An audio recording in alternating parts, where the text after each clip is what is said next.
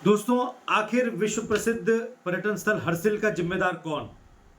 हरसिल की जो आज की स्थिति जो हम पिछले कुछ समय से 8-10 दिन 15 दिन से जो हम समाचार पत्रों में या मीडिया में हम या सोशल मीडिया पे देख रहे हैं कि वो बिल्कुल एक आपदा के और खतरे के मुहाने पे खड़ा है। आखिर उसका जिम्मेदार कौन है? उसकी इस दशा का जिम्मेदार कौन है? जो हरसिल जो है इतने जिसका कहते हैं कि अस्तित्व खत्म होने की कगार पर जो आ रहा है, आखिर उसका जिम्मेदार कौन है? आइए इस बात पे आज थोड़ी सी चर्चा करते हैं। इसके लिए चलते हैं 11 माह पूर्व 5 अगस्त 2025 के दिन पर। वो दिन जिस दिन धराली और हरसिल क्षेत्र में बहुत ज़्यादा व्यापक नुकसान हुआ था।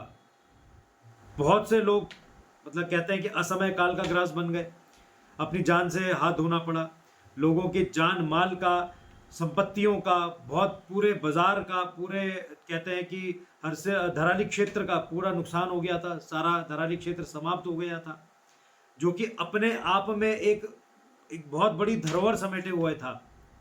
वो भी पूरा समाप्त हो गया।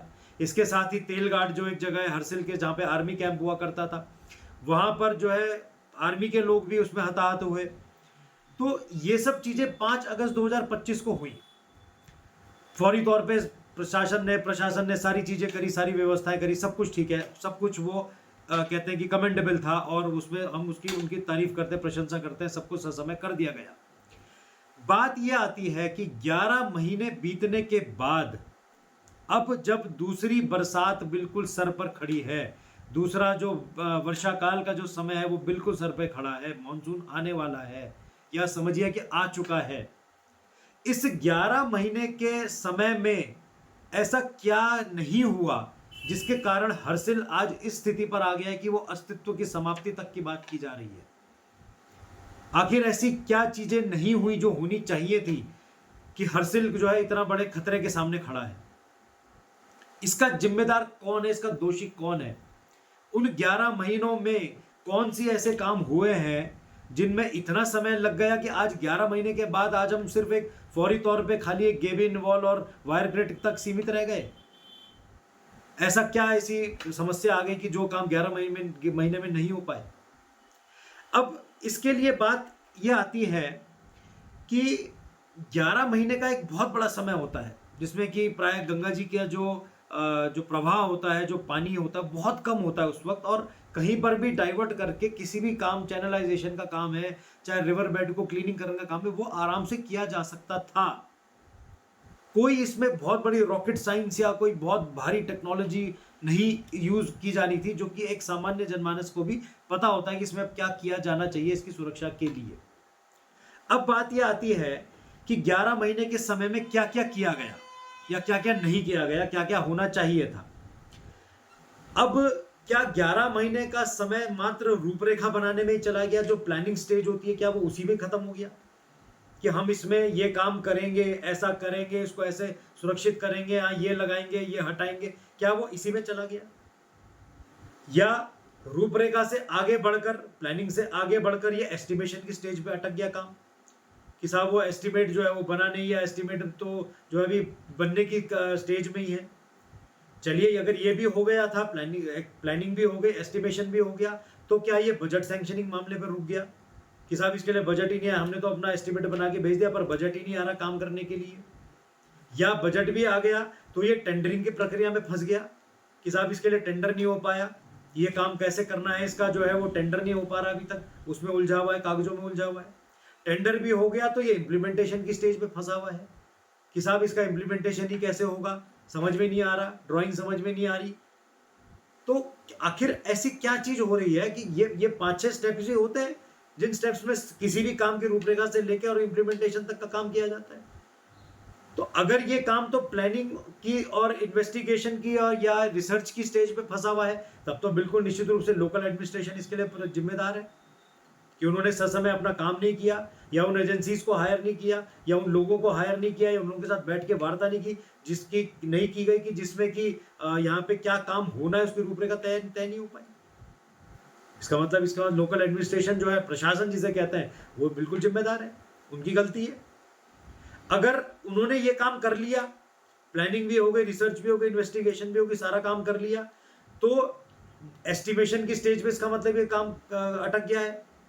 जिस कार्यदायी संस्था को ये काम दिया गया है उसकी जिम्मेदारी थी, इस तरह से एस्टिमेट क्यों नहीं बन पाया? तो इसका मतलब वो जिम्मेदार है। अगर वो भी कर गया तो इसका मतलब फिर एस्टिमेशन के बाद नेक्स्ट आता है साहब बजट सैंक्शनिंग का काम।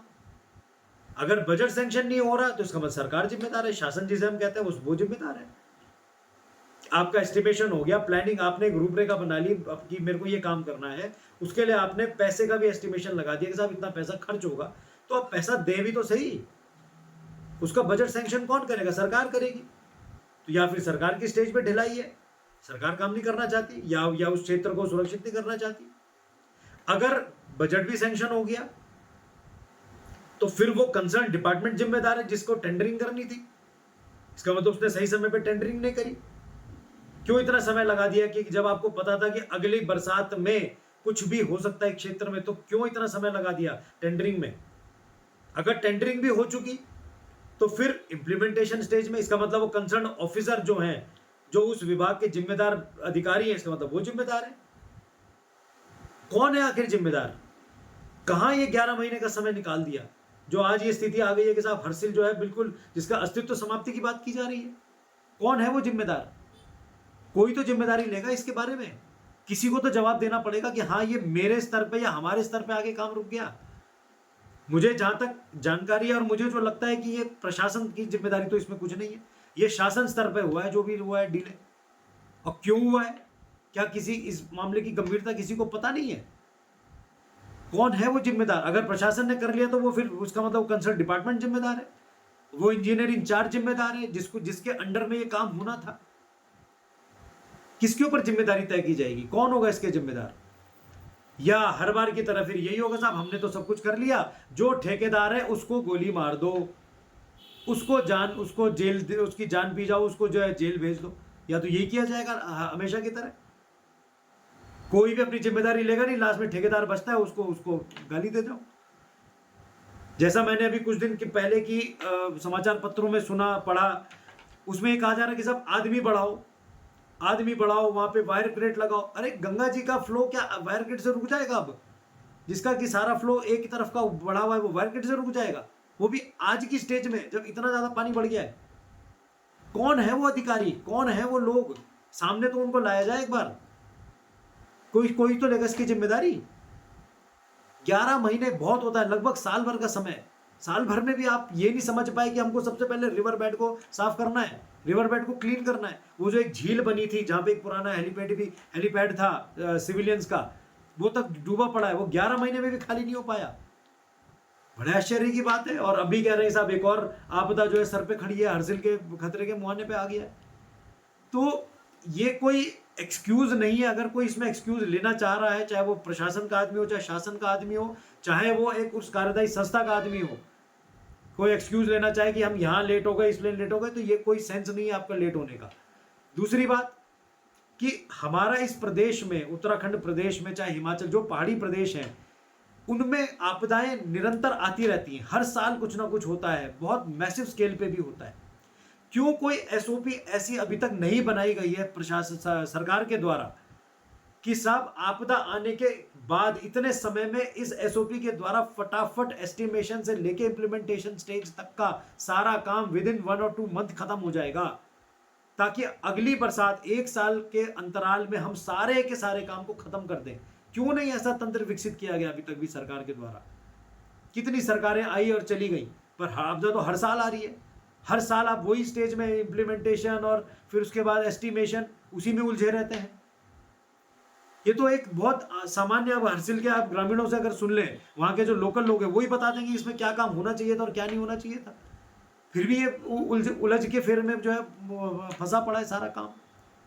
तो मेरे हिसाब से दोस्तों ये है कि इसमें इन सब मैटर्स में और किसी एक स्थान विशेष के अस्तित्व की जब बात आ जाती है तो वहां पर जनमानस से लेकर जान माल से लेकर हर चीज का जो है वो सत्यानाश जिसे कहता है वो तय है। अगर आप डिले करते हैं, किसी मैटर को लेट ले जाते हैं, तो इसके लिए एक बहुत अच्छी एसओपी तय की जानी चाहिए जिसमें कि विद इन टाइम फ्रेम वो सारे काम हो।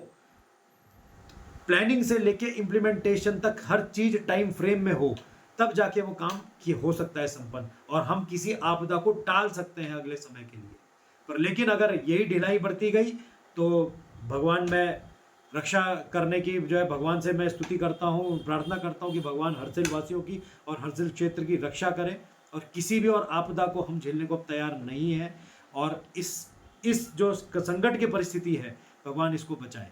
तो निश्चित रूप से एक तंत्र विकसित ऐसा होना चाहिए शासन के द्वारा, स्पेशली जो कि डेडिकेटेड हो सिर्फ आपदाओं के लिए। आप रेस्क्यू कर लेंगे, सब कुछ कर लेंगे, बाद में सब कुछ कर लेंगे आपदा के बाद, पर आपदा से पहले क्या करना है उसके लिए एक तंत्र विकसित करना बहुत आवश्यक है। बहुत बहुत धन्यवाद।